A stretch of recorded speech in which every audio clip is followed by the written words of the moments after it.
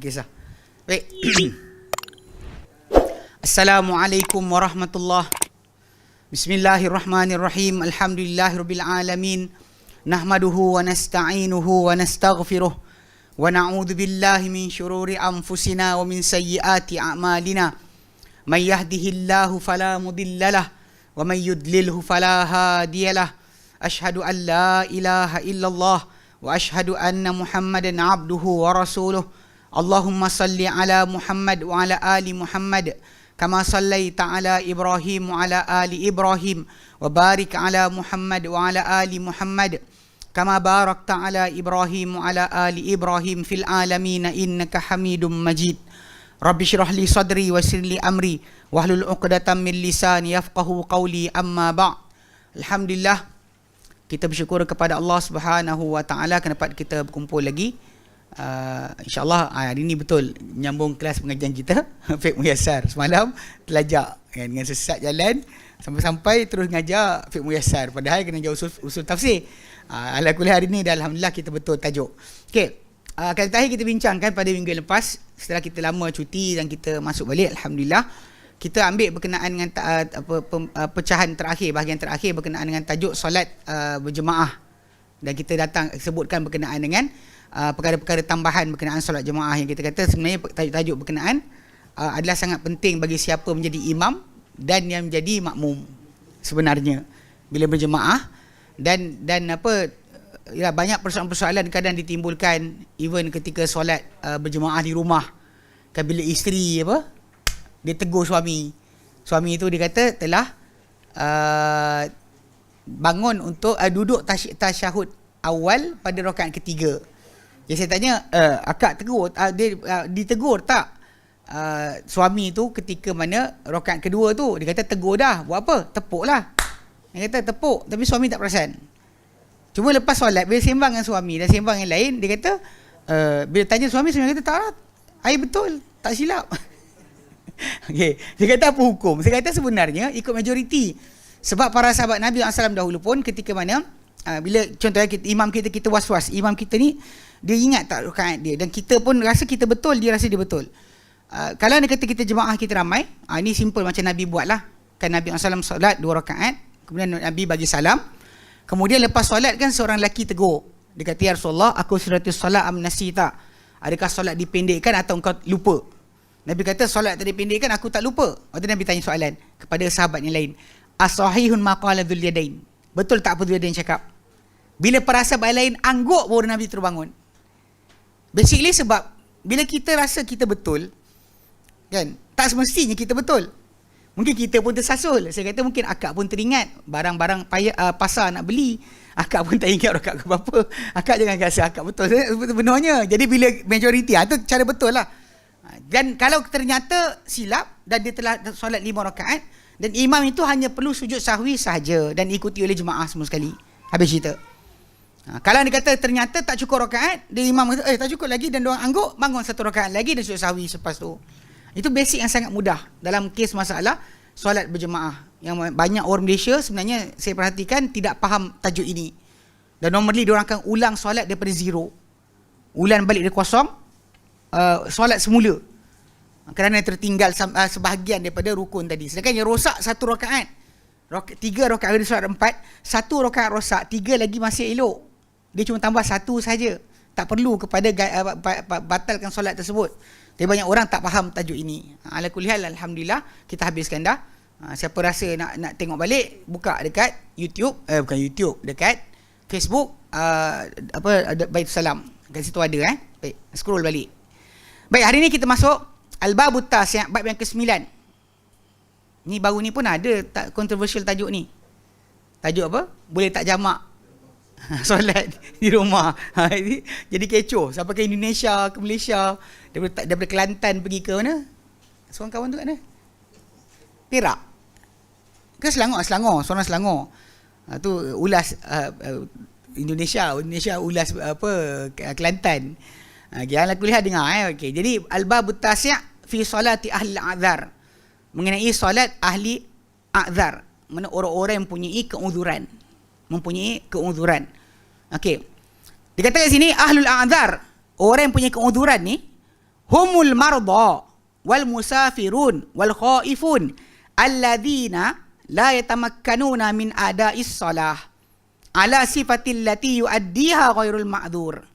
Mereka adalah orang sakit, orang musafir dan orang ketakutan yang tidak mungkin, yang tidak berupaya untuk menunaikan solat di atas sifat yang ditunaikan ia oleh orang yang tidak berkeuzuran. Maksud dia orang yang tak ada keuzuran kena solat sempurnakan. Orang ada keuzuran, dia punya solat jumlah rakaat ataupun masalah waktu akan berbeza, ataupun masalah cara pelaksanaan. Cara pelaksanaan dalam keadaan tidak berdiri, duduk, baring dan sebagainya.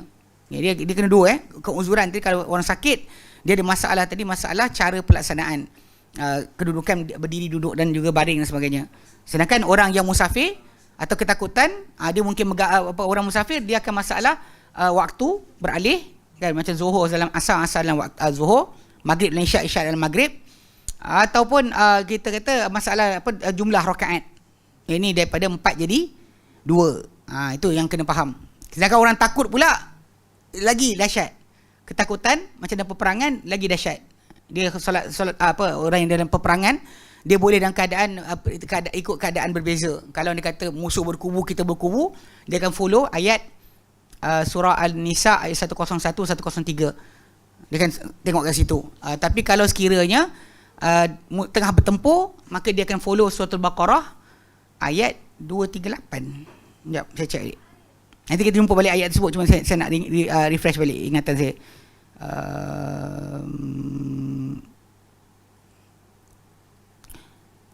Farijalan aw rukbana. Okey, Al-Baqarah ayat 238 239. 238 239, kat situ akan ada solat ketakutan. Beza dia perbezaan, so kena faham. Ini orang-orang yang ada keuzuran dalam pelaksanaan solat. Okey. Faqad khafa wasyari'u anhum, maka sungguh telah meringankan asyari' yang mensyariatkan, iaitu Allah Subhanahu wa taala, anhum terhadap mereka. Fa yusalluna hasba istita'atihim, lalu mereka akan solat mengikut keupayaan mereka. Ini masalah kalau dari segi masalah bentuk rupa lah, bentuk rupa hatta isyarat mata sebagainya. Qala Allah Taala, Allah Taala dalam Quran surah Al-Hajj ayat 78, wa ma ja'ala 'alaikum fid din min haraj, tidak dia itu Allah Taala jadikan ke atas kalian dalam agama sebarang kepayahan, sebarang kesempitan. Biasanya dalam agama sebenarnya tak ada kesempitan. Cuma orang yang tak faham, tak belajar, mungkin dia akan alamak susahnya, tak tahu. Sebenarnya ada kemudahan dan juga peringanan. Hatta dulu kita belajar bab taharah pun, tayamum itu sendiri pun adalah bentuk peringanan. Tayamum bila tak ada air nak mandi, kita tak ada air nak berwuduk, tayamum tu tepuk tangan kita kepada tempat tanah berdebu, tanah debu, kemudian sapu muka dan tangan dan madai untuk kita solat. Ini peringanan juga sama Allah Ta'ala nyatakan dalam Quran surah Al-Baqarah ayat 286. Allah Ta'ala nyatakan la yukallifullahu nafsan illa wus'aha. Tidak menanggungkan Allah Ta'ala sesuatu jiwa kecuali keupayaannya sahaja. Mana apa dia upaya, itulah yang Allah Ta'ala tanggungkan. Tidak luar keupayaan dia. Bahkan semua orang mengejar syurga, mendapat kedudukan si Allah Ta'ala redanya berdasarkan kadar masing-masing. Kalau siapa faham ayat ni, dia tak ada pening kepala. Tak ada sebut jadi ustaz ke, baru dapat iman yang betul tak? Kan? Jadi ustaz baru dapat iman yang benar, itu salah. Okey, ustaz pun tongging-tongging enggak sebenarnya. Baik, Allah Taala firman di Quran surah Taghabun ayat ke-16, fattaqullaha mastata'tum, takwalah kalian kepada Allah Taala sedaya upaya kalian. Maka fakullama wujidat masyaqqatu wujidat taisiru. Okey, maka setiap kali mana didapati akan kepayahan, pasti didapati akan pemudahan. Bila ada kepayahan, masyaqqah, pasti ada pemudahan. Inna ma'al usri yusra, kan? Memang aplikasi dan Islam tentang perkara ini sangat-sangat sangat praktikal. Dia tak ada pernah memberatkan luar daripada batasan keupayaan orang tersebut. Okey. Pertama, dibincangkan ni, dia ada dua perbincangan. Pertama kita bincang tentang orang yang sakit. Alif, kaifiyatu salatil marid. Kaifiyatu salatil marid, cara solat orang yang sakit. Okey, wal maridu, orang yang sakit ni, dia kata huwallazi atallat sihhatu badanihi. Dia adalah orang yang pincang atau terganggu kesihatan badannya. Tak kira demam ke apa sebagainya lah. Dan sawaun kana dzalika kulliyan au juz'iyan. Tak kira sama ada itu adalah keseluruhan badan dia ataupun sebahagian sahaja. Ya, sebab macam sahabat Nabi yang jumpa Nabi, suruh dia minta apa, nak tahu pasal solat dia bahagian satu badan dia yang kena, itu dubur dia. Dia buasir. So dia tanya Nabi macam mana nak solat tu, yang Nabi bagi arahan dia kalau solat lah keadaan diri tak boleh macam ni, tak boleh macam ni. Walaupun bahagian badan yang kurang fungsi dengan baik hanyalah punggung je sebenarnya. So bukan semestinya orang tak boleh gerak langsung. Maksudnya ada satu bahagian badan ada yang sakit dan sebagainya, maka ia menjadi sebab. Macam tangan kita ke kaki kita terseliuh ke sebagainya, semua sekali. Okey. Dia kata wayalzimul maridu ayusalliyal maktubata qa'iman. Dia kata dan dimestikan orang yang sakit itu untuk solat yang fardu secara berdiri. Ala ayyi sifatin kana, tak kira di atas sifat apa sekalipun. Maksud dia kalau kena bersandar ke, kan kat dinding, kat tiang, sepatutnya macam tu. Walau ala hayatir raki'i, sekalipun di atas bentuk orang yang rukuk. Liman bi zahrihi maradun, bagi siapa yang pada belakang badannya ada sakit. La istati'u an yamudda zahrahu, yang tak boleh dia meluruskan belakang badannya. Okey, ni kejap lagi saya cerita ni tapi saya lawan. Bukan nak cerita saya lawan, saya nak fahamkan. Sebab sebenarnya dalam masalah sakit ni, macam dikatakan Syekh Musaimin, Syekh bin Baz dan lain-lain ulama mutaakhirin, sebenarnya dia masalah berdiri itu kita sebut kita boleh cakap pada orang untuk wajib berdiri, tapi sebenarnya bagi orang yang berdiri itu, orang yang sakit tu dia tahu dia sakit apa. Dia larat ke tidak. Sebab Nabi cakap pada sahabat berkenaan solat dalam keadaan berdiri, sahabat tersebut dia boleh sebenarnya berdiri sebab dia datang jumpa Nabi bukan merangkak. Dia datang jumpa Nabi dalam keadaan berjalan. Cuma orang buasi boleh berjalan. Yang masalah dia masalah apa? Masalah duduk. Masalah dia punya rektum belakang terkeluar. Dan sama ada kerana infection dan sebagainya, maka terkeluar. Ada seorang kawan dulu, abang lah, dia pangkat abang dekat Yaman. Dia tahu dia buangkan apa benda entah, ataupun dia teran ketika buang air kuat sangat ke, terkeluar. Dia pergi hantar kat hostel Yaman letak Vaseline, tolak balik. Dia kata punyalah sakit. Kan? Kalau kat Malaysia ni apa ni, dia letak Vaseline. Dia benda ni lah, wallahu alam. Tapi tuan-tuan kena ingat penyakit buasir ni sebenarnya penyakit, setengah orang kata penyakit ulama. Ya, wallahu alam. Zaman dulu, pasal zaman dulu kan para ulama cakap kuat-kuat, kemudian dalam keadaan duduk sentiasa. Jadi macam Imam Syafi'i sendiri rahimahullah mati dekat dalam buasir. Sebab tu yang kata kalau geng-geng wali-wali ni kan terbang lah apa-apa ni kan, dia orang bohong. Sebab Imam Syafi'i lebih wali daripada mana-mana ulama-ulama yang sufi-sufi ni, tapi dia kena penyakit buasir. Bahkan buasir yang dia kena tu sampai kan dia naik atas kenderaan basah, merah darah, luka dekat baju dia. Cerita macam tu sekali keadaan dia ketika ketika akhir hayat beliau. Tapi itu macam kita katalah, bagi Allah Ta'ala pilih untuk dia, itu ujian dia. Pada bab lain Allah Ta'ala berikan kehebatan yang lain, tapi bab itu masalah. Sebab tu yang kita kita rasa macam pelik, macam hina penyakit, tak. Cara Allah Ta'ala berikan ujian tadi adalah cara untuk Allah Ta'ala angkat darjat seseorang. Kan? Inna izamal jaza ma'izamil balak. Kebesaran ganjaran berserta dengan kebesaran ujian. The more ujian tu kena, the more ganjaran dia. Bahkan itu sudut yang kena faham lah. Soal kulihal, contoh macam tadi lah, ni kes kita nak bincangkan. Sebab saya tengok banyak video yang kadang-kadang ada orang suruh berdiri dulu, kemudian baru duduk dan sebagainya. Dia kata mesti buat sedaya upaya. Cuma actually pasal saya dulu ada kawan-kawan yang actually tak boleh bengkok lutut. Ketika saya sekolah dulu, lutut tak boleh bengkok. So dia nak solat tu memang agak pelik sikit lah. Sebab cara dia solat tu terpaksa, yelah, orang tak ajar solat duduk. Ustaz pun tak cakap apa, diamkan je. So dia berdiri, tapi bila dia nak sujud, dia buat style akrobatik. Lepas tu bila nak antara sujud, kaki ke depan. Lepas tu sujud balik.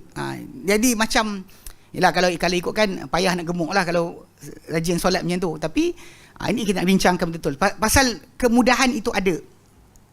Kemudahan itu ada. Yang mana Nabi SAW apa, para sahabat apa Nabi berikan saranan untuk solat duduk dan sebagainya kepada sahabat yang sakit. Itu pun kita kena ni juga. Baik. So dia kata kat sini masalah pertama pasal kita letakkan masalah solat ni memang Nabi sebut apa qaiman. Memang dia sebut solli qaiman. Solat dalam keadaan berdiri. Solatlah dalam keadaan berdiri. So jadi orang yang sakit kalau dia boleh berdiri dia berdiri. Ya. Yeah? From the start dia kata.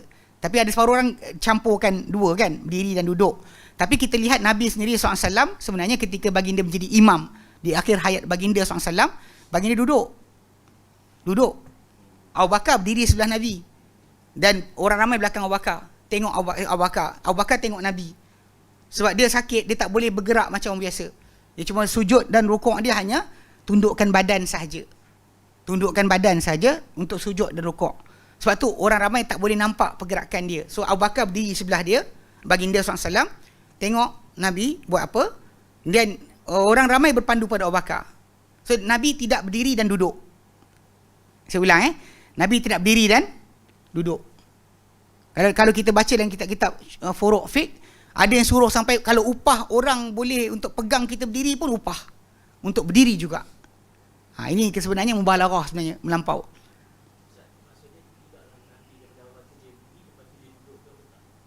Tak ada. Duduk from the start. So masalah kita bincang sekali, duduk from the start. Bukan berdiri baru duduk. Sebab Nabi sendiri tunjukkan pada para sahabat. Dan bila duduk pula sebenarnya duduk yang paling elok untuk orang yang solat duduk adalah bersila. Bukannya duduk impap kaki. Bukan.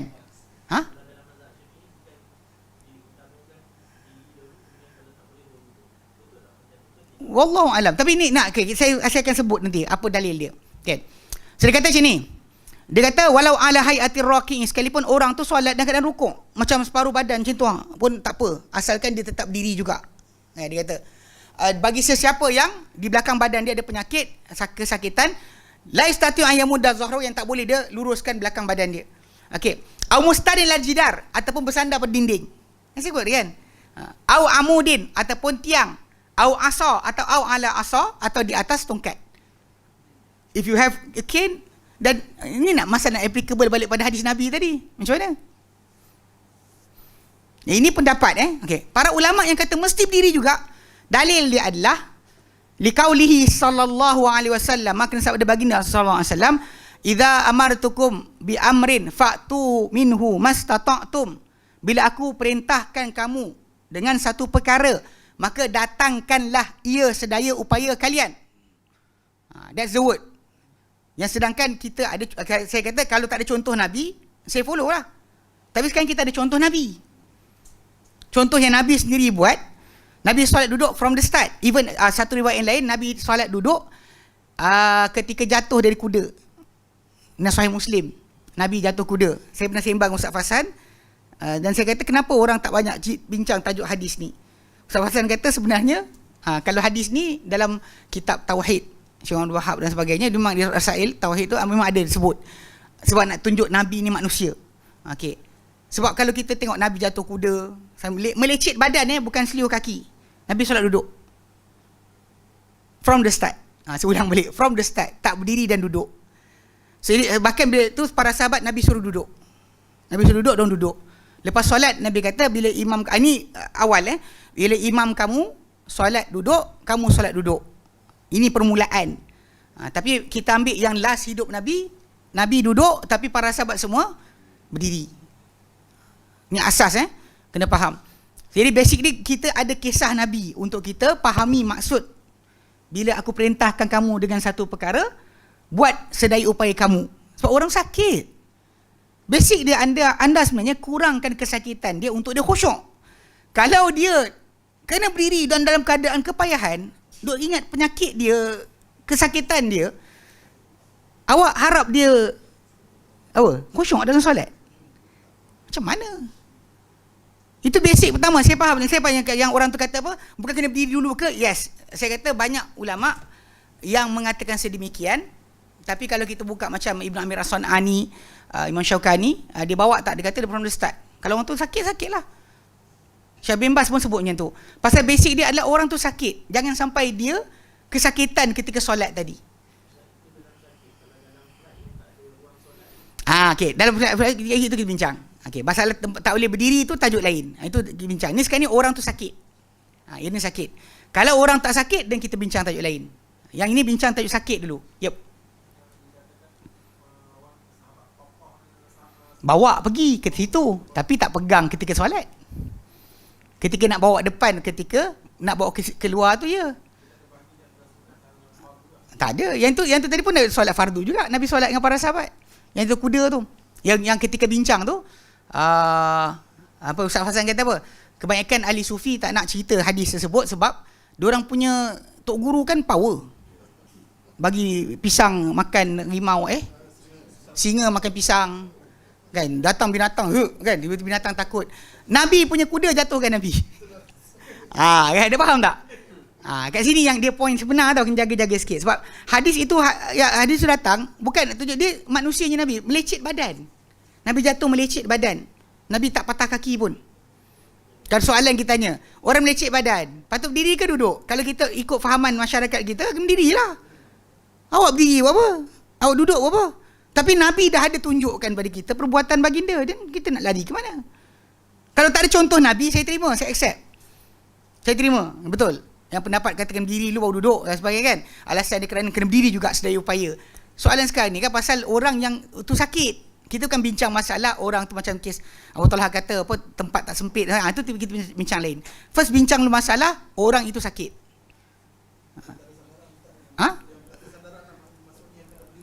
Dia pasal pegang hadis tu. Hadis itu bila aku perintah kamu satu perkara, buatlah ia sedaya upaya kalian. Jadi dia pakai umum dalil yang tadi, kena buat sedaya upaya juga. Depend orang tu lah. Kalau dia tipu, tipulah. Tapi pada kita untuk kata tak boleh duduk daripada mula, Nas tak tunjuk macam tu. From the start, sahabat yang sakit tu duduk solat, bukan berdiri.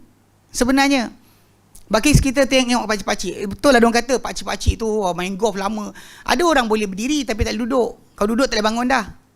Saya dulu ada seorang ustaz, kita bagi Ustaz Ahmad Wali. Pasal actually dia memang baik, cakap pun lembut je. Dia mengajar kitab apa Mau'izatul Mukminin. Kami belajar sekolah tu, dia ajar kitab tu.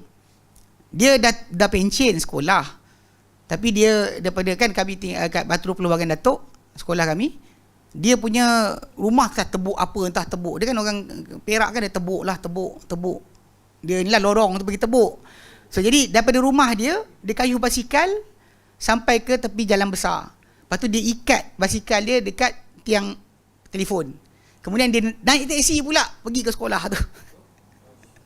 Cerita dia kalau dia sampai sekolah tu kan, dia turun teksi tu kan, jalan slow. Bila nak duduk tu kan, la ilaha illallah. Satu kali duduk nanti nak bangun balik lambat.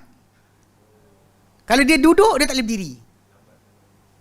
Bila dia dah duduk kan, duduk okey. Bila kan lepas kelas kan, kejap. Tunggu kejap. Dia nak bangun, tunggu kejap. Terlama sikit. Bismillah. Lepas tu dia berdiri. Tak boleh jalan lagi ni. Diri tunggu. Kemudian bismillah. Awak what do you expect untuk orang macam ni? Awak suruh diri, duduk dan sebagainya atas kursi. Masalah lah. Tak boleh. Itu yang saya kata tadi, berdasar pada macam kawan kita, berdasar pada orang tu sendiri. Cuma masalah sekali, kita kata jangan kita letakkan satu hukum asal, kemudian kena wajibkan. Last sekali, ya banyak orang kata kena berdiri juga. Yang saya tengok sekarang ni kan, orang duduk berdiri, letak kursi, dia berdiri, lepas tu dia duduk. Lepas tu masalah juga, dia dah lari daripada soft. Sebab dia sepatut sebaris dengan jemaah. Bila dia berdiri, dia ke depan. Kalau dia bantai letak kursi dia sebaris dengan jemaah, kaki dia sebaris dengan jemaah, kursi dia ke belakang. Unless dia beli kursi kangkang tu. Dia beli kangkangnya tu kan. Tu boleh lah, tak apalah. Kalau tidak, masalah lah. Ada kursi tu belakang, kena jemaah belakang, ataupun kursi tu sebaris dengan jemaah, lalu dia kena ke depan. So, either ways, you are actually against pergerakan yang betul juga. Kedudukan yang salah juga, sama je. Sebab tu kita pemudahan ini untuk orang yang sakit. Kalau dia sakit, kita kan terimalah. Nak solat duduk daripada awal, ya, solat dari awal lah. Dia tak boleh khusyuk diri lama tu. Tu asas pertama. Fa illam yastati' fa qa'idan. Jika dia tak mampu maka duduk.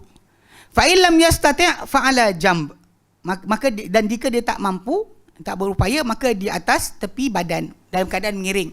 Okay, kenapa mengiring ni punca datang? Sebab kes Imran bin Husain yang datang jumpa Nabi tu, dia sebenarnya buasi.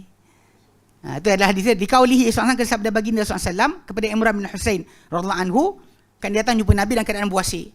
So Nabi berkata kepada dia, "Salli qa'iman," solat keadaan berdiri. Fa illam tastati', kan kau tak mampu, fa qa'idan, maka dalam keadaan duduk. Fa illam tastati', kan kau tak mampu juga, fa ala jam, dalam keadaan mengiring. Maksud dia tadi, kalau berdiri lama, berdiri itu sakit.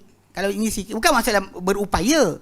Berupaya dalam keadaan muka merekod-rekod buat apa? Kan ingat Allah Ta'ala, ingat punggung. Kan? So basic dia, kalau pasal kita tak boleh solat dalam keadaan didesak oleh dua najis. Nak buang air besar, air kecil, kita mesti tinggalkan saf, pergi buang air dulu. Itu dalam keadaan buang najis. Jadi sakit, awak nak macam mana? Sakit takkan hilang. Kena orang rheumatism dan sebagainya kan, yang kena bengkak tu, memang dia berjalan slow-slow, awak suruh berdiri juga. Tak tahu kesakitan kat badan dia macam mana. Gout dengan rheumatism dia sama lah, dia rheumatoid sebenarnya. Ia keselesaan. Saya sebut masalah bersila tu sebab Nabi solat dalam keadaan bersila ketika solat duduk. Sebab bersila ni sebenarnya cara paling stabil, anda tak jatuh ke depan ke belakang. Kalau anda kata anda duduk solat, duduk dalam keadaan macam tasyahud kan, iftirash ke tawarruk ke, maka berat badan anda pada paha tu lagi berat sebenarnya. Kalau orang tu berlipat kaki lagi ni, kalau tak, dilunjurlah kaki dia. Lunjurlah atas keselesaan dia, apa yang dia boleh buat. Yang orang sekarang ni duk confuse-kan sebenarnya tajuk apa tau? Tajuk kursi. Sebenarnya kalau tak ada kursi, kalau kursi tu tak ada, jemaah tu datang terus masuk saf, duduk dalam saf, tak ada siapa bising sebenarnya. Tapi kerana kursi yang dibawa jalan-jalan tu adalah benda moden yang baru, memudahkan untuk orang tersebut duduk sebenarnya. Kalau tuan-tuan nak tahu sebenarnya, sebelum kursi tu ada. Sebab tu saya dengar ada setengah ustaz kita kata, ini solat mazhab baru, mazhab kursi, dia kata. Betul, saya tengok video-video. Tapi benda ni saya kata realistik. Kita tengok betul-betul. Sebab fake ini untuk menangani masalah masyarakat. Kalau kita dah kata benda ni datang untuk mudahkan, tiba-tiba datang kita tekan orang tu untuk paksa dia berdiri, kan? Sedangkan dia boleh solat duduk dalam keadaan tenang. Kenapa nak halang dekat situ? Kalau orang solat duduk daripada awal, tak ada siapa bising tau sebenarnya. Tapi kerana apa? Kursi. Sebab kata kursi ni Nabi tak pernah buat. Start itulah. Walaupun kat sini tadi kita kata apa? Kalau boleh bersandar kat dinding, pakai tongkat, pakai sekian, dia kata accepted sepatutnya. Ini benda yang baru lah sebenarnya. Tajuk kursi ni baru kalau ikutkan. Pada zaman dahulu sebenarnya tak pernah jadi masalah pada asas untuk orang sebut datang-datang solat duduk. Sebab saya sebut Nabi solat duduk, kan, dibawa dalam saf duduk daripada awal, bukannya datang berdiri baru duduk. Bukan berdiri baru duduk. Faham kita follow. Okey. Baik. Dia kata fa'in ajaza an dzalika kullihi, kalau dia lemah daripada semua itu, mengiring tak boleh, ini tak boleh, salla ala hasbi halihi, dia solat di atas keadaannya, tak melentang ke, tak kira lah. Okey. Pasal dalam Quran Karim Allah nyatakan surah At-Taghabun ayat ke-16, fattaqullaha mastata'tum, takwalah kalian kepada Allah sedaya upaya kalian. Okey. Wala tasqutus salatu anil maridi madama aqluhu thabitan. Okey, sebelum kita masuk tu, maksud dia kata masalah solat tadi kan. Mana kalau dia kata orang tu dia payah juga. Apa keadaan dia selesa sebenarnya? Apa keadaan dia selesa untuk solat tadi? Itu sebenarnya yang cara paling mudah. Kan? Bukan kena berdiri dulu baru duduk sebagainya sebagai kewajipan, tak. Tapi pendapat para ulama, yes. Alasan dia kerana hadis Nabi tadi. Tapi kita ada. Yep. Ya, saya. Trauma? Beg najis. Memang selagi mana dia tidak kotorkan masjid, dia boleh solat lah bersama orang ramai. Tapi problem dia sekarang ni, kebanyakan masjid tak galakkan, takut tertumpah sebagainya. Dia benda tersebut tak timbul tajuk. Boleh. Cuma macam biasa orang-orang macam tu kan, yang ada beg najis, air kencing ke sekian ke apa, dia kena tebuk kan. Memang keadaan tadi dia boleh solat. Tapi kalau dia nak ambil mazhab yang kita bincang itu, dia pergi dekat luar masjid, duduk dekat luar tu kan, tapi ikut imam, boleh je. Pasal takut orang tergeli duduk dekat tepi dia. Sujud je, duduk antara sujud, air kencing tepi muka. Masalah jugalah. Kan? Tapi untuk orang yang sakit ni, bukan kita kata tak boleh datang masjid.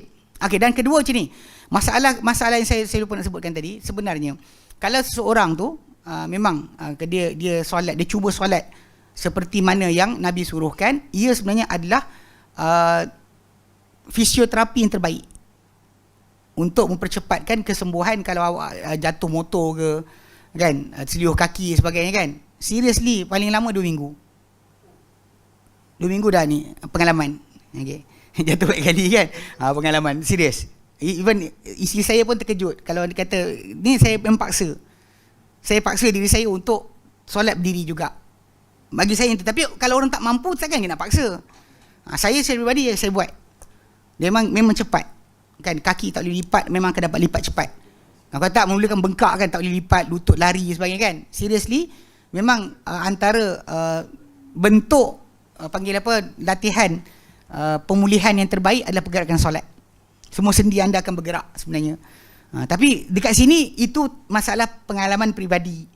Tapi saya tak boleh gunakan itu untuk paksa orang untuk follow juga. Kalau cakap saya betul. Kan jatuh motor sebagainya kan, lutut terlari lah sebagainya kan. Bagi masa 2 minggu je. Tapi memang saya paksa lah. Mula tu memang nak terjun dulu, sakit kan, lutut tak boleh. Tapi saya duduk juga, paksa juga. In the end, akhirnya dia akan hilang. Fisioterapi yang terbaik. Tapi ulang hukum untuk kata mesti orang buat, saya kata tak.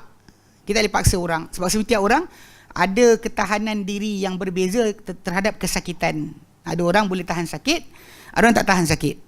Ada orang bila kena sakit, dia tak ada kepala dia sakit, tapi dia kata tak mati, jalan. Tak mati jalan. Macam saya ingat beberapa time tak pakai glove, naik motor kan. Lepas tu jatuh, tahan tangan. Lepas tu ini hilang lah tapak tangan ni. Ni pun 2 minggu juga nak baik. 2 minggu tapi cerita kelakar dia, ni saya dapat doktor pertama. Saya cerita kat mana lah, pasal doktor yang kalau doktor tak betul bagi fatwa kan, dia tak bagi rawatan yang betul, yang sengsara kita bukan dia.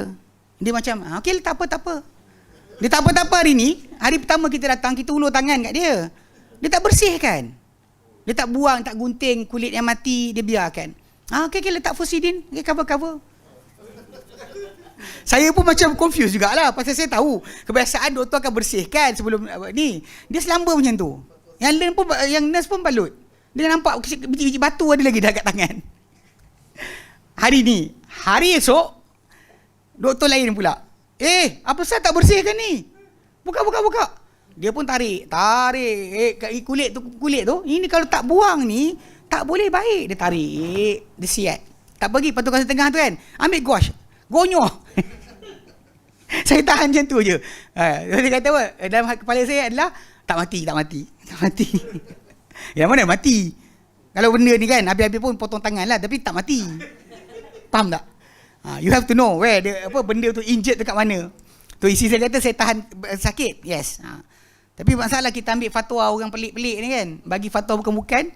Kalau doktor pun jahanam kita. Esok lusa kena teruk lagi. Dah tahulah. Tak, bukan. Doktor tu kalau kita pergi, saya pergi kan. Dia jumpa saya. Okey, nak mensi, okey. Bagi, ambil. Dia tak check pun. Saya tak payah dia ulur dah dada pun kat dia. Dia nampak saya, okey. MC okey. Tak tahulah, muka saya muka MC dapat banyak mudah. Ni doktor seorang tu. Doktor lain ada jugalah tanya tentang pernafasan, nak dengar kahak ke dalam dada, tak apa juga. Ini tak ada. Sebab tu saya cakap dengan jiran saya, kalau kau pergi klinik tu, kau jangan jumpa doktor ni. Saya pesan dia siap. Kalau doktor ni diberi kepada kau, lari. Cakap-cakap tak nak doktor lain. Memang serius. Tapi tak tahulah kot dia tukar perangai. Wallahualam. Okey, tapi itu masalah Kemudian disambung, wala tasqutus salatu anil maridi madama aqluhu sabita. Dan tidak gugur solat daripada seorang yang sakit selama akal dia sabit. Akal dia ada, sedar, solat tetap wajib. Hatta kalau terpaksa kelip mata je untuk rukuk sujud. Kalau dia tak boleh bagi tahu orang, dia solat macam tu saja. Kalau dia bagi tahu orang, tolong tukar pampers saya nak solat. Cakaplah. Tak kisah. Dia masalah permulaan saja. Satu, kedua, balik pada ayat tadi. Kan? La yukallifullahu nafsan illa wus'aha. Tidak menanggungkan Allah Ta'ala satu nyawa kecuali apa dia upaya. Anything luar keupayaan dia tak ada. Lepas tu ada perbahasan berkenaan dengan masuk waktu. Waktu dah masuk ni. Kan? Katakanlah orang tu memang pampers dia kena salin daily. Dan penjaga dia akan datang pukul 12. Masuk Zuhur, biasanya dia boleh solat teruslah. Tapi sekarang ni penjaga dia pukul 1 Zuhur masuk, dia tak datang lagi. Soalan timbul adalah, adakah dia kena solat terus atau tunggu penjaga dia datang tukar pampers? Solat terus. Sebab tak tahu lagi orang tu datang ke tidak. Wajib solat telah berlaku. Ini saja diupaya. This is only yang dia mampu. Dan Allah Ta'ala akan terima. Solat macam tu je. Siap. Tak, jamak. Jamak sakit nanti kejap. Kita bincang. Betul tak? Ada jamak sakit. Nanti saya bincang. Okay. Itu ada kes lain. Kes jamak, adakah jamak sakit? Buku kita ni tulis ada. Saya kata tak ada. Baik, nanti kita bincang. Baik. Tak gugur solat daripada orang sakit selama mana akal dia sabit. Akal dia tetap ada, dia sedar, dia conscious, maka solat tetap wajib. Tak boleh gugur. Tak boleh gugur. Kalau dia tak sedar diri sebulan dan sebagainya, okay, dan tak ada masalah. Ada para ulama bahaskan apa selagi mana dia tak sedar tu kan. Mana dia tak sedar tak kira. Dikira yang waktu dia sedar je. Kalau dia kata dia sedar waktu asar, maghrib Zuhur dan asar tu kira. Kalau dia tersedar waktu malam dan Zuhur asar tak, dia kira maghrib dan isyak je. Akan start wajib kat atas dia. Masih sama. Cuma masalah kalau dia boleh minta atau tidak. Sebab orang sakit ni ada yang boleh cakap kat orang saya nak ini. Ada orang dah tak cakap. Lidah dia dah kelu. Tidak boleh bercakap. So, ini benda yang patut kita belajar sekarang. Sebelum dah lumpuh dan sebagainya, na'udzubillah, baru sibuk kita nak belajar, memang tak masuk dah lah. Tapi yang kita belajar dari sekarang, kena tahu hukum. Memang orang yang mukmin ni, Muslim, mukmin, sedar kewajipan agama berjalan sekalipun dia tak boleh bergerak. Saya ingat dulu ada seorang kawan saya, dia punya bapak dia kena stroke. Lepas tu dia minta pendapat saya. Dia kata payah, dia kata tak tahu apa. Saya kata apa benda? Dia kata tak tahulah. Ayah ni macam tanya nak solat dia giling kepala. Jadi tak tahu nak buat macam mana ustaz. Saya kata dengan dia, orang yang kena stroke ni saraf dia tak betul. Mungkin dia angguk tapi jadi geling. Angguk tapi jadi geling. Kan? Dia angguk geling. Tadi kan tengok kalau cerita Tamil, gitu ya. Kan? Gini-gini, dia betul. Yes. Boleh setuju? Dia setuju. Tak betul setuju kan? Dia kata tak nak, tak boleh. Satu kali je. Kalau gitu-gitu okey. So dia nak faham ke sekarang? Dia kata bapak dia geling. Saya kata dengan dia, bapak awak ni sakit saraf. Bila saraf dia sakit, boleh jadi kebarangkalian dia nak uduk. Tapi dia tak boleh cakap. Dia bawa air, ya, pakcik tak nak uduk. Baru dia tahu bapak dia nak solat. Jadi saya ziarah rumah sekali tu, pergi rumah dia, memang bapak dia solat sekali kita orang. Masuk dalam soft, kursi roda tu, dia terus solat. Masih lagi. Conscious dia ada, dia sedar. Walaupun tak boleh bergerak dengan laju, tak boleh menjawab kata-kata orang, tapi dia tahu dia nak solat. Itu basic yang kena faham. Selagi mana kita ada akal, selagi tu solat tetap wajib. Walaupun kita tinggal kepala je boleh gerak, atau mata je boleh gerak, maka solat tetap wajib. Solat tetap wajib. Hatta law sallaha, sekalipun kalau dia solatkan solat berkenaan bil ima, dengan apa? Isyarat kepala. Isyarat je. Diqudratihi ala dhalika ma'an niyati, kerana keupayaan dia untuk itu berserta dengan niat. Cukup dah. Dan dia kata wa yumiul maridul musalli jalisan fi ruku' as-sujud bi ra'sihi ima'an, dan akan menundukkan badan badan seorang sakit yang solat dalam keadaan duduk, ketika rukuk dan sujud dengan kepalanya, dengan kepala dia, secara tunduk. Wa yaj'alus sujuda akhfada minar ruku', dan dia jadikan sujud lebih rendah berbanding rukuk. Fa idza ajaza ima bi ra'si aw ma bi ainihi, kalau dia tak mampu untuk tunjukkan dengan kepala dia, dia akan isyaratkan dengan matanya. Okay, basic dia macam inilah. Okay. Boleh lari ni. Okay, katakanlah tak boleh je. Kena pakai wireless tahu. Okey.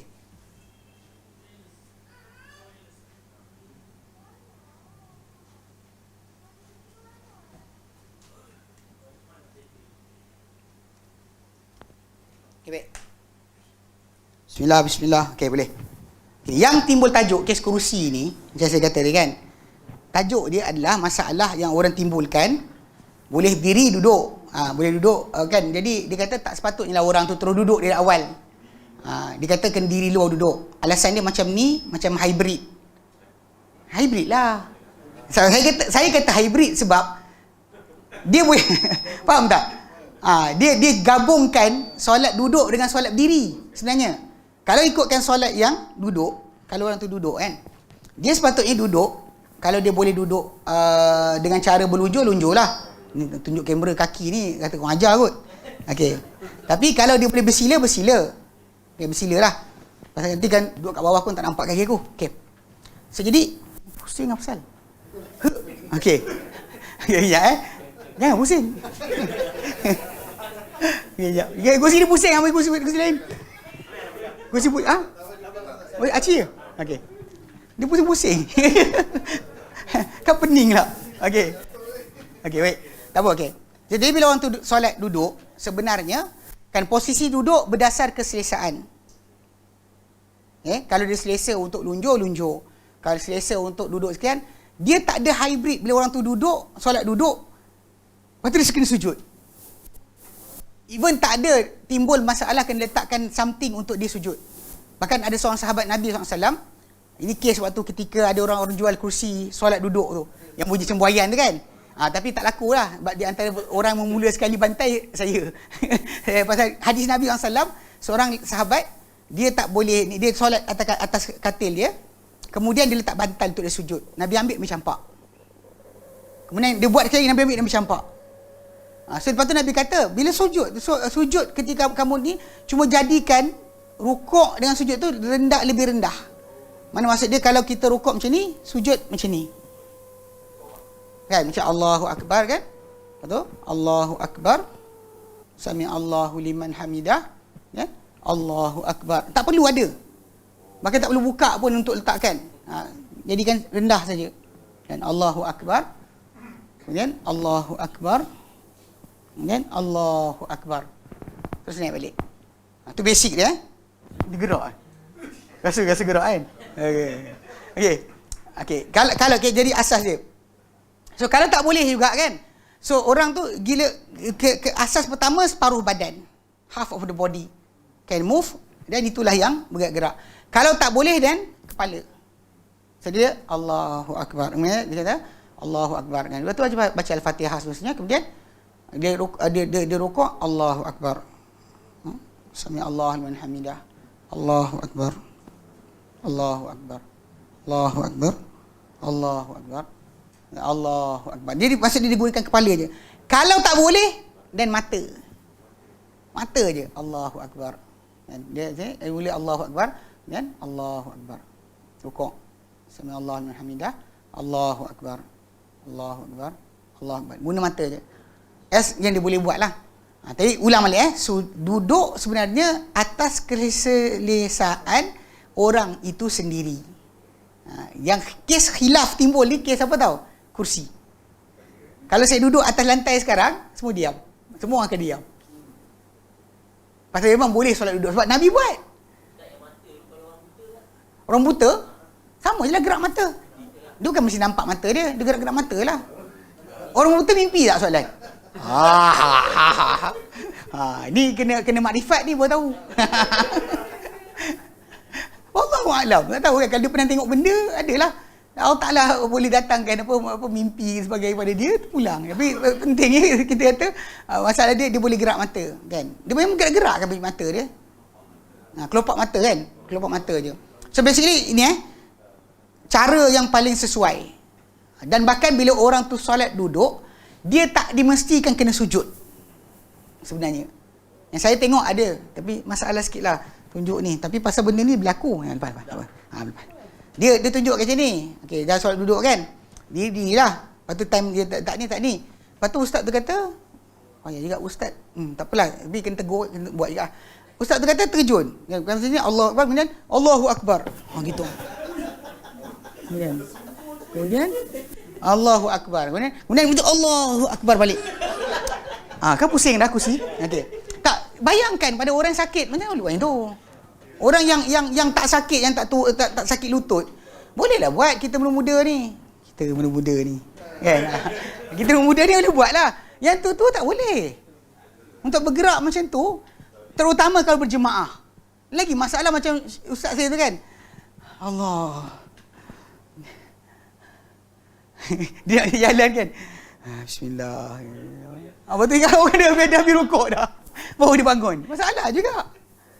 Jangan nak kata macam awak tak layak untuk solat berjemaah. Salah yang tu.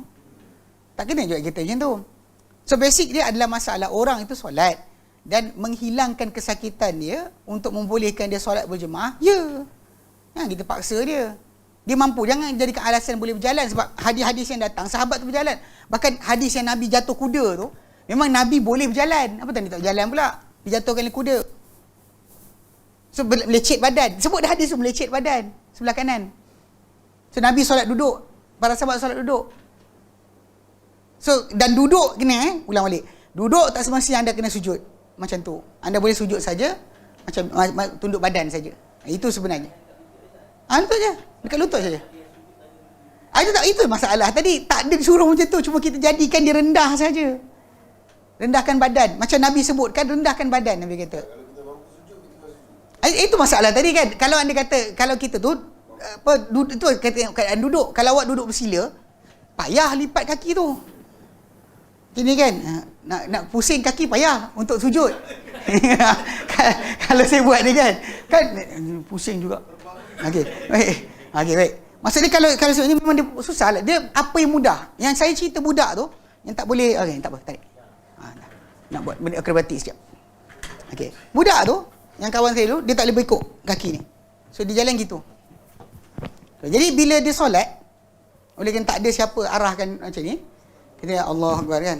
Bila time dia solat, kan bila orang apa rukuk, okeylah. Allah. Alhamdulillah. Okey. Allahu Akbar. Macam tu Kemudian Allahu Akbar. Dah macam break dance. Sedangkan dia boleh je solat macam ni. Tak, pasal orang macam ni, kan orang kata dia boleh diri tak soalan? Boleh. Tapi movement dia dengan langgar orang kiri kanan dengan dia pusing kaki. Faham tak? Dia kaki dia tak ni. Kaki dia tak bengkok. So basically dia solat macam sepatutnya macam ni. Mana bila saya sembang dekat di Yaman kan, sembang saya tanya pada guru-guru di Yaman, dia kata patutnya budak tu solat macam ni je lah. Tapi ketika tak ada siapa bagi tahu, macam tu lah. Dia lipat habis lah. Tapi tak ada akrobatik lah. Kangen dia kuat kan. Tapi ini masalah dia. Kalau dia kata solat kan, macam ni dia, ini yang keupayaan dia. So dia Allahu Akbar macam tu je lah. Bila rukuk sujud macam tu lah dia bengkokkan badan dia. Ini yang mudah bagi orang yang sakit. Cuma basic yang problem timbul ni kes kursi. Yang dia khilaf ni sebab kursi datang. Sebab tu ada para ulama kata ini mazhab baru, mazhab kursi dan sebagainya, bla bla bla. Sambunglah tajuk. Jadi panjang lebar tajuk dia. Itu sebenar asal. Kalau ikutkan sebenar tak ada masalah pun. Kan kalau orang duduk, apa dia mampu? Datang-datang jalan tapi kaki kena peluru kat sini. Kata dia kena peluru. Ada seorang pak saudara saya tu dia kena tembak. Jadi bila dia ni tak boleh lipat kaki. So bila datang nak solat tu kan, memang dia datang jalan kaki. Itu tapi lutut ni tak boleh bengkok ni. Ada pendapat yang kata boleh. Dia kata maksud dia orang tu macam tu je. Maksud dia Allahu Akbar kan. Alhamdulillah. Allahu Akbar. Allahu Akbar. Dia jadikan solat dia macam tu je. Tapi masalahnya kita tak ada perbuatan itu ditunjuk oleh Nabi. Faham tak? Kalau kita ada contoh Nabi buat macam tu, kau kendiri. Sahabat tu gitu-gitu je solat dia. Dan bukan saya buat ni kan ejek saya kan ejek ini nak fahamkan kaedah tadi. Tak sepatutnya kita susahkan orang sakit tersebut. Kenapa nak susahkan dia? Kan? Jadi dia kata solat. Memang dalam kitab apa macam Iqna ada bahaskan tajuk ni. Kan dia katakan jadi orang tu solat berdirilah. Sebab dia tak mampu untuk sujud, dia kata. Sedangkan dia boleh je daripada awal terus solat, duduk dan kena pada cara Nabi ajar. Kan? Lagi simple dan dia duduk dan diam tu daripada dia duduk solat dalam keadaan gitu-gitu. Faham? Okey, yang mungkin ada contoh ya. Yang mungkin ada contoh yang dikatakan berdiri tu solat sunat. Malam yang Nabi pernah berdiri separuh, duduk separuh. Berdiri separuh, duduk separuh. Yang itu yang mungkin dijadikan sandaran oleh sebahagian mereka untuk tajuk masalah orang yang sakit kena follow cara macam tu. Wallahu alam. Tapi dari segi asasnya kita ada ketika Nabi sakit memang Nabi duduk terus daripada mula. Bukan Nabi campur-campur. Tahu tak ada hybrid, you know? Hybrid. Faham hybrid kan? Sebab either awak solat duduk atau berdiri. Kalau duduk, cara rukuk dan sujud dia macam tu je. Tak perlu cuma tundukkan badan, tak perlu kepada awak kena sujud macam biasa. Macam mana? Orang? Orang pregnant, yes. Terutama kalau takut dia takut turun naik terjatuh perut. Takut perut dia jatuh. Dia takut baby jatuh, kan? Perut jatuh, baby jatuh. Takut baby jatuh. Iyalah, betul. Kebimbangan tersebut dan dia mungkin tak rasakan larat dan sebagainya, tak apa. Itu cara betul lah. Tapi masalah sekarang ni timbul masalah tadi kes kursi. Orang tak terima mazhab kursi dipanggil. Walaupun sebenarnya saya ulang balik itu pemudahan untuk orang tu laksanakan solat dalam keadaan dia tidak sakit. Tidak sakit dan tidak susah untuk bangun selepas itu. Sebab ada orang dah duduk tak boleh bangun. Dia duduk kat bawah, dia tak boleh bangun. Nak bangun dia payah. Sebab tu dia mengelak untuk duduk atas lantai. Kadang-kadang kita kat rumah nak buat style Jepun kan, duduk atas lantai semua, terfikir pak mertua tak larat nak apa duduk makan kalau biasa tu terpaksa juga beli meja. Itu contoh yang kena faham Baik. Okey, dia kata jadi itu yang pertama. Okey, baik. Kedua, okey, tadi yang Abu Talha tanya berkenaan masalah kedudukan tempat kan. Okey, kalau dalam kapal terbang, orang dalam kapal terbang, dia tak ada tempat untuk solat. Tak ada ruang kan untuk solat. Tapi saya tengok geng-geng Arab selamba je. Tadi geng mana? Dekat pintu. Kan ruang pintu tu kan besar. Kita duduk macam ni kan. Kita duduklah diam-diam. Dia datang depan pintu tu. Betul, Allahu Akbar. Dia ada arah kita je. Dia dah check arah kiblat kan. Dia ada arah kita selamba dia solat. Geng Arab, diorang akan jaga bab berdiri tadi. Kalau boleh berdiri, diorang akan berdiri. Kalau nak solat berdiri, dia akan berdiri. Dia takkan solat duduk terus atas kerusi. Macam orang Malaysia sering buat. Kan, macam terus. Kalau anda kata ketika kapten kapal letakkan isyarat tak boleh berdiri, anda solat duduk, ya, tak ada masalah. Tapi kalau anda kata ada ruang untuk berdiri, boleh berdiri dan kena berdiri. Sebenarnya. Pasal dia beza dengan orang sakit tadi. Dan ada orang yang dalam keadaan tadi, yang takut solat tak sempurna, dia boleh saja tangguhkan solat dia sampai ke destinasi nanti.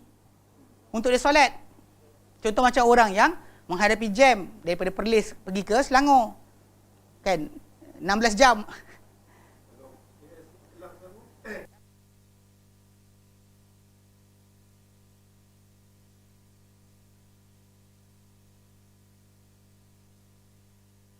Okey, ulang balik. Okey.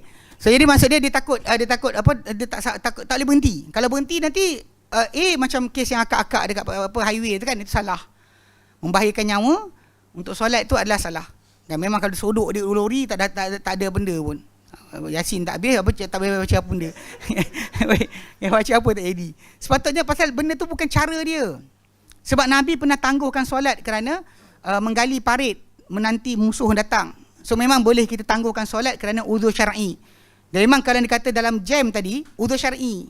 Uzur yang logik. Awak tak boleh berhenti. Nak masuk NR pun tak ada tempat. Berhenti tepi jalan bahaya. Saya teruskan perjalanan. Sampailah kepada tempat awak boleh keluar ke dan sebagainya, atau sampai destinasi sekalipun, solatlah di situ. Termasuk macam kes kat terbang tadi. Kalau rasa macam payah sangat kan, tak boleh diri, dan buat tadilah tunggu sampailah. It's better daripada orang tersebut buat dalam keadaan tak sempurna dan dia was-was tadi. Macam mana? Terus? Dia macam doktor lah. Dia macam doktor. Macam orang yang tunggu orang sakit pun sama. Macam doktor. Bila masuk dewan bedah, dia kena berdiri lama. Katakan daripada pukul 10 pagi sampai 8 malam. Dia nak bedah orang kan. Nampak macam tapi biasa berlaku 10 jam. Lepas tu gaji doktor tu mahal. Sebab dia kena berdiri lama kan. Nak bedah orang. Okey, jadi tempoh tersebut dia ketinggal apa? Zuhur, Asar, Maghrib. Masuk Isyak dah. So ketika keluar nanti dia solat dia. Zuhur, Asar, Maghrib, Isyak. Habis cerita. Tak ada maqadha pun.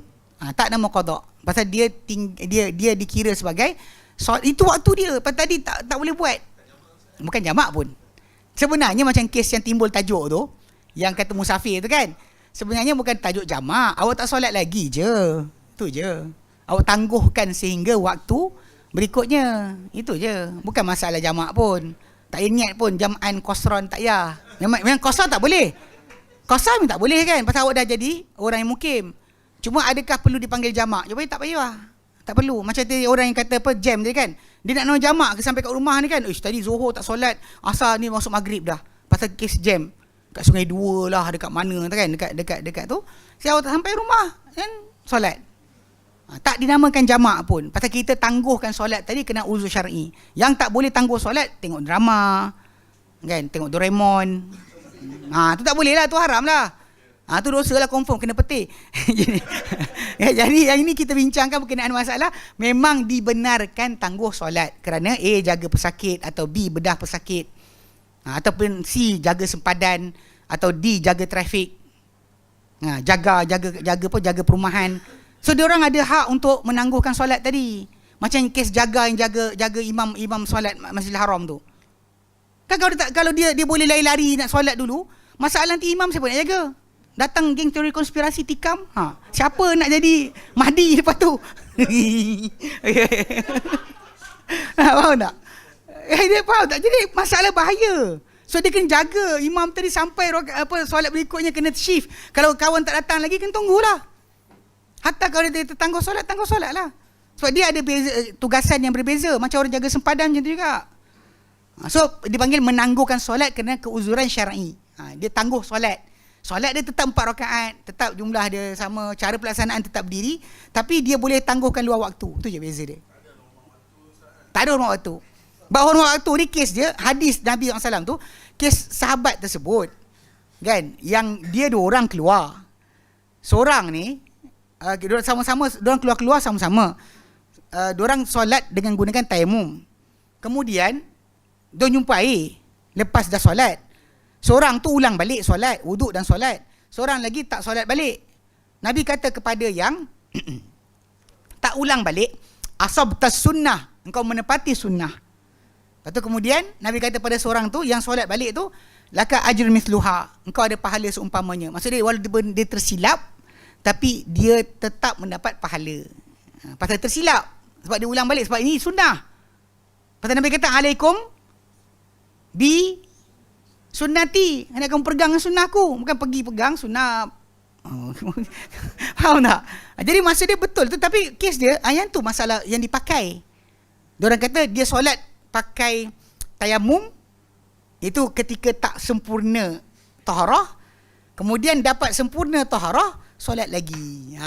Jadi dia kata solat ketika tak sempurna itu hormat waktu. Solat ketika sempurna, itu solat sempurna. Dia kata. Itu basic yang kena jadi dalil lah yang dipakai oleh orang. Tapi sebenarnya bukanlah semua 2 pahala itu galakkan. Sebagai contoh, orang yang baca Quran, allazi yaqra'ul Quran, al-mahir bil Quran, orang yang mahir dengan Quran. Dia ma'as safaratil kiramin bararah, dia bersama para malaikat yang berwajah indah, yang baik lagi mulia. Okey. Wallazi yaqra'ul Quran, dan orang yang baca Quran, wa huwa alaihi syaq, dan Quran ke atas dia berat atau ya tak dia baca tegak-gagap, lahu ajrun, la ajran, untuk dia ada 2 pahala. Pahala bacaan, pahala kepayahan. Soalan, orang yang baca bersama para malaikat, ditemani malaikat, dengan orang baca 2 pahala, mana lagi baik? Mestilah malaikat. Yang kata 2 pahala, lepas tu sampai bila tak nak belajar mengaji? Kenapa? Kalau baca ngaji pandai ustaz, sedap baca, baru masa malaikat, pahala 1. Faham tak? Ni kena faham. Bila Nabi kata pada lelaki tu laka ajrun misluha tu, bukan masuk galakan.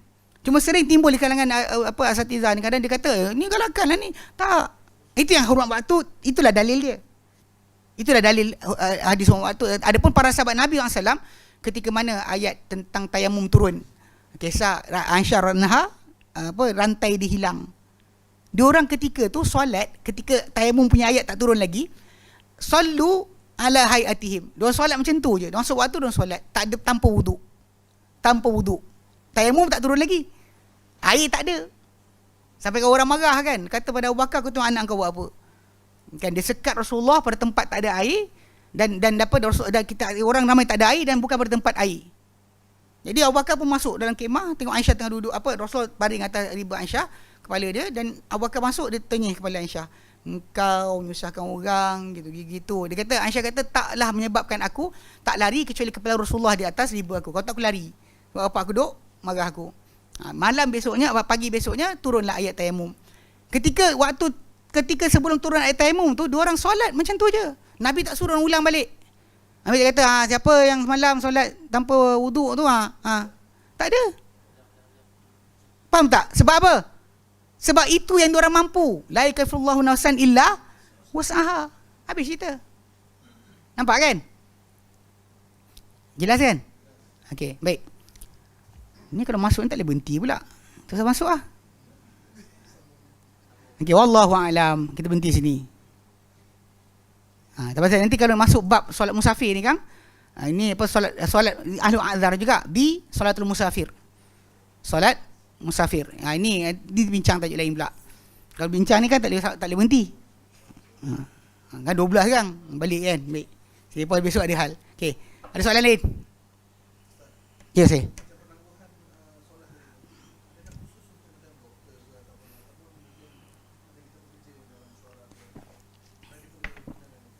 Okey. Soalan abang kita, kalau orang tu dalam kes ada pekerjaan, boleh tak tangguhkan solat? Adakah khas untuk doktor saja boleh tangguhkan?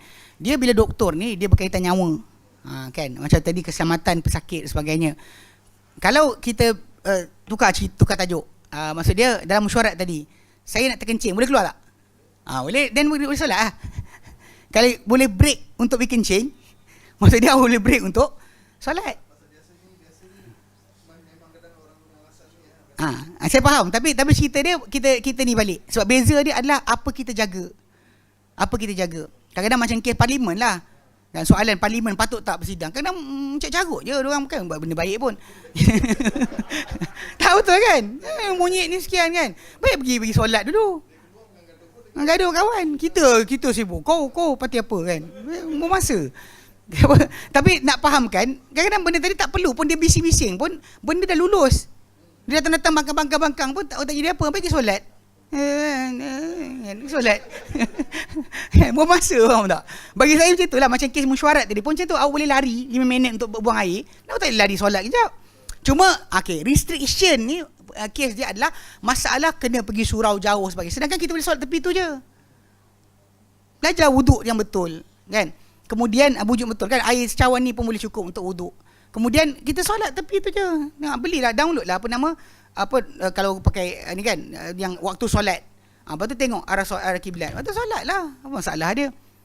Itu bukannya masalah, tapi jadi masalah sebab orang kita solat mesti di surau. Kedua, lantai tak ada sejadah tak boleh solat. Itu salah lah. Kan? Kadang saya secara peribadi lah, kadang keluar kan dengan isteri, tak sempat. Kita keluar pergi hal lain tadi, sampai sekian-sekian dia nak makan, lepas tu tak solat lagi. Lepas tu saya pun tengok ruang untuk ke tepi-tepi kan dalam restoran tu, saya solat situ je. Orang tahu ke pun nak sibuk kan. Kalau dia ada surau, alhamdulillah. Ini masalah lah, restoran Melayu surau tak ada. Restoran Chinese Muslim ada. Japanese Muslim ada surau. Kan? Yang Muslim tak ada, Melayu Muslim tak ada surau. Pelik kan? Patut sediakanlah ruang sikit, kecil je, tak apa, untuk orang berdiri. Kan? Kadang orang kita ni tak ada kepekaan tentang solat. Ya, tapi macam nak peka tentang solat kan, time maghrib dia pasang lagu. Kan? Gitu kan. Itu masalah dia. Basic dia kalau tak ada kan, macam kemudian restoran tu macam Mary Brown ke sebagainya kan, tak ada. Tengok ruang tak ada. Tapi dalam restoran tu saya dengan isteri saya ada. Saya pergi belakang tu, saya tarik kursi sikit, saya solat lah, masalah dia. Itu cara mudah lah. Kita duduk di mana sekalipun kita boleh solat. Tak perlu pening kepala. Nak malu apa? Orang buka skirt tak nak malu. Awak kan orang buka skirt nampak sudah dalam tak malu. Awak yang solat kenapa malu? Pasal tu sebab kenapa di antara sifat orang beriman ni wala yakhafu fillah laumatalaim. Tidak mereka takut pada Allah Taala celaan orang yang mencela. Dia bukan semestinya tak semestinya dalam contoh surah Al-Maidah kan. Dalam surah Al-Maidah 54. Allah kata ya ayyuhallazina amanu, ya orang beriman, man yartadda minkum an dinihi, barang siapa yang murtad dengan kamu daripada agama Allah Taala, fasawfa ya'tillahu biqaumin, Allah akan datang dengan satu kaum, yuhibbuhum wa yuhibbunah, yang kaum ni Allah sayang mereka, mereka cinta Allah. Mereka sayang Allah Taala. Allah Taala sayang mereka dahulu. Azillatin 'alal mu'minin, mereka rendah diri kepada orang-orang beriman. Aizzatin 'alal kafirin, mereka bertegas pada orang kafir. Yujahiduna fi sabilillah, mereka berjihad di jalan Allah Taala. Wala yakhafuna laumata laim, mereka tak bimbangkan celaan orang mencela. Terutama dalam bab solatlah. Pasal benda ni berlaku kan, saya cerita dulu kan, yang orang pergi perarakan hari kebangsaan. Benda manusia tu boleh kata juta kan. Ramai yang tak solat. Alasan lantai ni tak ni, entah anjing lintas, tak sekian. Macam mana? Pasal itu yang kita kata trend ni tukar. Kalau kita boleh solat 3 minit, 4 minit sebelah tu, orang bukan Islam pun tak kisah. Dia nak mesyuarat, sambung balik mesyuarat lepas tu. Sebab as if kita pergi tandas, hilang kan, dengan kita solat sama je. Sebab tu tak jadi alasan lah. Macam kes doktor tadi, ataupun jaga sempadan, ataupun jaga polis trafik, jaga trafik dan sebagainya, diorang kalau diorang hilang, habis masalah. Lagi dahsyat. Dan terpaksa adalah kena tunggu. Betul, tengok jaga-jaga yang jaga Masjidil Haram tu kan, tengah orang dalam solat, dia orang duk tunggu kat situ dekat pintu. Yang jaga pintu tu kan, kena tunggu. Kalau tak tunggu nanti kan datanglah orang masuk bukan-bukan, bawa ini bawa itu. Kan dia jaga juga orang kat pintu tu. Itu orang-orang ni ada keuzuran untuk menangguhkan solat. Memang syar'i penangguhannya adalah syar'i. Sebab keselamatan, demi keselamatan. Okey, soalan lain. Tengok bola tak ada. Tak ada pun bola tu masuk mana pun. Bukan untung kita. Unless anda terlibat dengan judi bola. Itu soalan sebenar. Kalau anda buki, ya lah. Ada memang terlibat, kau tak ada untung pun. Menanglah Manchester ke, menang sekian ke, bukan bertambah duit kat bank kita. Tak ada Manchester menang. Tengok duit bank, alhamdulillah bertambah. Barulah betul. Macam mana? Yang tu kalau hantar sebut orang main bola marah hantar. Ana tak cakap yang tu. Ana tak cakap yang tu. Ana cakap lain. Ana kata pasal tak ada faedah. Siapa pun menang, tak memberi faedah pada siapa-siapa pun. Jadi seronok macam tu je. Masuk orang lain. Actually memang betul pun.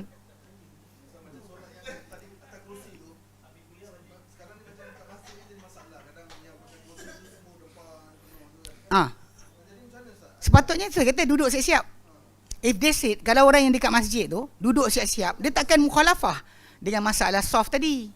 Dia duduk soft tak apa, dan bahkan dia duduk belakang imam pun tak apa. Yang problem sekarang ni orang kata pakcik tepi-tepi. Tak adalah. Cuma tajuk dia sekarang ni masalah kursi tadi kan. Dia tak mampu berdiri lama, dia sakit, ataupun dia tak rasa selesa untuk berdiri lama. Tu je. Boleh lah kita kata bersandar dan sebagainya kan. Macam kes tadi kan disebut bersandar ke dan sebagainya. Dia pergi bersandar lah tu. Kursi ni macam anda bersandar. Anda berdiri tapi anda bersandar sebenarnya. Sebab tu ada yang letak syarat dia mesti bawah saja, tak boleh ada penyandar belakang lah. Semua sekali itu tambahan-tambahan. Pasal benda ni, tajuk kursi ni tak pernah timbul asal.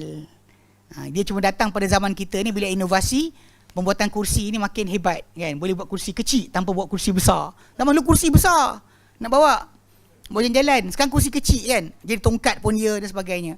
So dengan sebab itu kita kata benda tu jadi timbul tajuk. Pada saya untuk asal, kalau orang tu sakit dan solat duduk je terus. Habis cerita. Kan datang-datang orang kata boleh jalan. Ya, tapi saya tak boleh bengkok kaki. Kalau saya bengkok-bengkok kaki kasi saya sakit. Kan solat duduk. Solat duduk. Nak try fisioterapi gunakan solat boleh, tapi saya kata ia bukan kewajipan. Bukan kewajipan. Tapi memang betul. Memang beberapa kali lah pengalaman jatuh motor dan terselih lutut dan sebagainya. Memang fisioterapi melalui solat sangat cepat. Sangat cepat. Paling-paling 2 minggu. 2 minggu, lepas 2 minggu tu dah boleh jalan macam biasa. Sampai kita datang-datang tu, orang kata, kata accident mana? Tak nampak pun rengkat. Tak nampak pun jalan tak betul. Dia wali lain. Wali lain. Ya.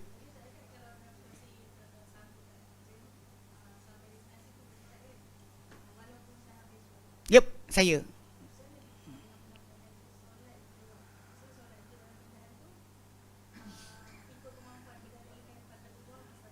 Sebab tu saya sebutkan tentang perbuatan Nabi. Bila Nabi SAW ketika gali parit tadi kan, sedangkan boleh je berhenti makan. Nabi berhenti makan tau, Nabi tak berhenti solat. Nabi berhenti makan. Yang Jabir bin Abdullah, dia sembelih anak kambing kecil, dia adun 1-2 roti, dia katakan bini dia masak, nanti aku panggil Nabi. Dan berapa orang. Bini dia kata jangan malukan aku. Lepas tu dia pergi jumpa Nabi, dia kata, dia bisik, ya Rasulullah, aku ada anak kambing kecil seekor. Lepas tu aku ada roti banyak ni, mainlah kau dan berapa orang, baik pergi rumah aku, kita makan. Tengah gali parit tau. Lepas tu Rasulullah keluar kepala dari parit, wahai umat Islam sekalian, saudara kita masak makanan untuk kita. Diorang berhenti makan, tak berhenti solat. Nampak tak? Pasal itu sebab saya kata tadi, tajuk sekarang ni penangguhan kan. Ketika waktu tu diorang ada berhenti makan, tapi tak berhenti solat. Benda syar'i lah maksud dia. Kalau orang tu kata nak solat waktu time tu juga keadaan apa sahaja, jawapannya dia ada tak kepada kalian sampai tempat yang dia selamat? Dan ada tunggu sana lagi baik. Sebab tempat yang dia akan sampai selamat tadi, dapat solat dengan betul, better dia buat kat situ daripada dia buat dalam keadaan tak sempurna tadi, tak menghadap kiblat dan sebagainya. Sebab dalam peperangan, yes, dia solat khauf dipanggil, solat ketakutan. Memang Nabi solat tak kira timur barat, tak kira sekian, solat fardu. Bahkan solat tu dalam keadaan berpedang. Allahu Akbar, sami Allahu liman hamidah, Allahu Akbar. Kan? Allah Ta'ala kata dalam Quran ayat 238 tadi, wa in khiftum farijalan aw rukbana. Kalau kamu ketakutan, 239 kalau kamu ketakutan, maka solat dalam keadaan berjalan kaki atau menunggang. Itu ketika pertempuran. Itu soalan tanya, adakah traffic jam kita hadapi macam pertempuran? Jawapannya, taklah. Kalau kita ketakutan lari musuh, yes. Kata dikejar kan, musuh kejar, kita tengah lari, lari, nak terpaksa solat dalam keadaan macam tu, ya betul, boleh buat solat macam tu. Dia solat khauf, solat ketika tengah menyelamatkan nyawa diserang oleh musuh, ketika pertempuran, ya. Kalau tidak, tak boleh lah. Sebab tu kita kata kena consider apa benda menyebabkan kita nak solat khauf tadi. Faham? Okay. Kau kena gelak. Tak lah, boleh kejar serah diri lah. Kau mengangut ada polis kejar musuh. Polis kejar itu maksud dia awak serah diri lah, awak salah. Pelik itu. Baik. Wallahu alam, kita berhenti sini. Tak sambung ayat, tak sambung soalan pun dia panjang. Okay. Wassallallahu ala sayyidina Muhammadin sallam alhamdulillah rabbil alamin. Assalamualaikum warahmatullahi wabarakatuh.